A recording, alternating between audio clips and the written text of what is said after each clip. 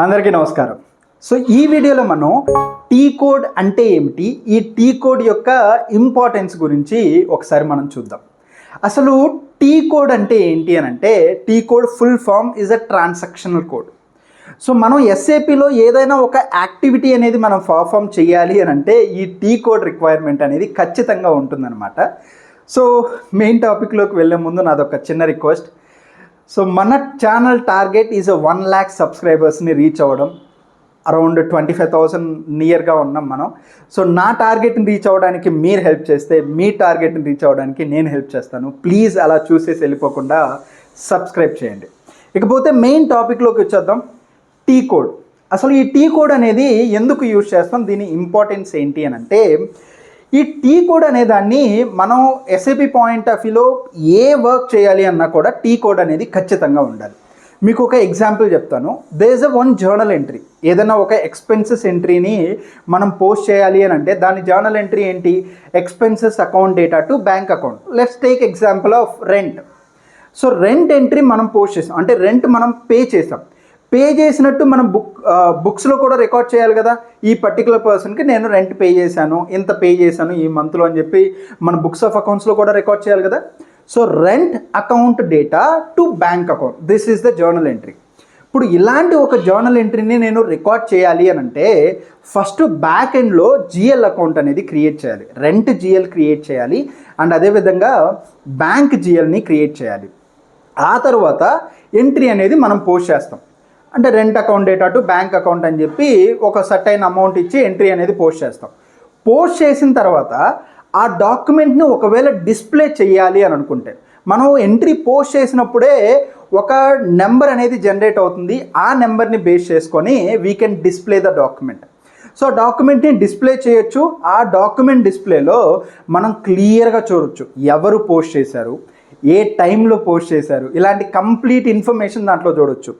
So ఇప్పుడు ఇలాంటిది ఏదైనా ఒక యాక్టివిటీ, ఇప్పుడు ఏదైతే మనం ఈ 3 steps చెప్పుకున్నామో, జిఎల్ని క్రియేట్ చేయడం అండ్ అదేవిధంగా ఎంట్రీని పోస్ట్ చేయడం అండ్ అదేవిధంగా డిస్ప్లే చేయడం. సో ఇలా ఈచ్ అండ్ ఎవ్రీ యాక్టివిటీకి ఒక్కొక్క టీ కోడ్ అనేది ఉంటుంది. సో జిఎల్ని క్రియేట్ చేయాలంటే FS00, ఎంట్రీని పోస్ట్ చేయాలంటే F-02 or FB50 or in case any other T code అనేది ఉంటుంది. ఒకవేళ అలా డిస్ప్లే చేయాలి అని అంటే FB03. సో ఇలా ఈచ్ అండ్ ఎవ్రీ యాక్టివిటీకి ఎస్ఏపి కొన్ని టీ కోడ్స్ అనేది మనకి ప్రొవైడ్ చేసింది. ఈ టీ కోడ్స్ ఏవైతే ట్రాన్సాక్షనల్ కోడ్స్ ఉన్నాయో, ఈ ట్రాన్సాక్షనల్ కోడ్స్ అనేవి ఎస్ఏపి మనకి ప్రొవైడ్ చేసిన ఫ్రీ డిఫైన్డ్ టీ కోడ్. అంటే ఎలా అంటే, మీకు ఫికో మాడ్యూల్లో ఏమైనా కొన్ని టీ కోడ్స్ మీరు చూస్తే it start with most of the T codes start with ఎఫ్తో స్టార్ట్ అవుతాయి. Material management MM module T codes మీరు చూస్తే most of the T codes start with M. SD module sales and distribution module T codes చూస్తే, అంటే ఇలా number of modules ఉన్నాయని చెప్పుకున్నాం కదా, నెంబర్ ఆఫ్ మాడ్యూల్స్లో నెంబర్ ఆఫ్ టీ కోడ్స్ ఉంటాయి.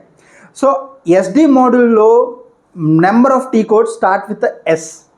సో ఇప్పుడు ఏవైతే టీ కోడ్స్, ఒకవేళ ఈ టీ కోడ్స్ ఇప్పుడు మీరు ఒక కంపెనీలో వర్క్ చేస్తున్నారు, ఆ కంపెనీలో టీ కోడ్స్ని యూజ్ చేశారు. ఇప్పుడు నెక్స్ట్ ఇంకొక కంపెనీలో జాయిన్ అయితే ఆ కంపెనీలో కూడా సేమ్ టీ కోడ్స్ ఉంటాయా అంటే ఎస్, ఉంటాయి. ఇది ఒక యూనివర్సల్ టీ కోడ్. మీరు వరల్డ్లో ఎక్కడికి వెళ్ళినా కూడా టీ కోడ్స్ అనేవి సేమ్గానే ఉంటాయి. కానీ కొన్ని టీ కోడ్స్ మాత్రం ఉండవు. ఆ కొన్ని టీ కోడ్స్ని మనం ఎలా ఐడెంటిఫై చేయాలంటే, if any tea code start with Z తోటి స్టార్ట్ అయ్యాయి అంటే అవి ఓన్ కస్టమైజేషన్ టీ కోడ్స్ అనమాట. అంటే ఓన్గా క్రియేట్ చేసినవి, ఆ కంపెనీలోనే క్రియేట్ చేసినవి, ఓన్గా కస్టమైజేషన్ చేసిన టీ కోడ్ అనమాట. ఇంకొక కంపెనీలో ఆ టీ కోడ్ అనేది ఉండదు. So any document type or T code start with Z, అవి ఓన్ కస్టమైజేషన్ టీ కోడ్స్ ఆ కంపెనీలో మాత్రమే ఉంటాయన్నమాట.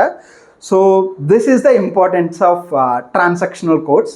సో ఆల్మోస్ట్ ఎక్కడికి వెళ్ళినా కూడా మనకు అవే టీ కోడ్స్ ఉంటాయి, ఓన్ కస్టమైజేషన్ టీ కోడ్స్ తప్ప. సో మీకు ఈ ఇన్ఫర్మేషన్ హెల్ప్ అయిందని అనుకుంటున్నాను. సో హెల్ప్ అయింది అని అంటే గుర్తుంది కదా, మన టార్గెట్ ఈజ్ 1 lakh సబ్స్క్రైబర్స్. నా టార్గెట్ని రీచ్ అవ్వడానికి మీరు హెల్ప్ చేస్తే మీ టార్గెట్ని రీచ్ అవ్వడానికి నేను హెల్ప్ చేస్తాను. సో ప్లీజ్ అలా చూసేసి వెళ్ళిపోకుండా సబ్స్క్రైబ్ చేయండి. ఇఫ్ ఇన్ కేస్ ఏదైనా పర్టికులర్ టాపిక్ మీద నేను వీడియో చేయాలి అని అనుకుంటే ఆ టాపిక్ నేమ్ని కామెంట్ సెక్షన్లో పెట్టండి. సో దాని మీద వీడియో చేస్తాను. Thank you so much and all the best.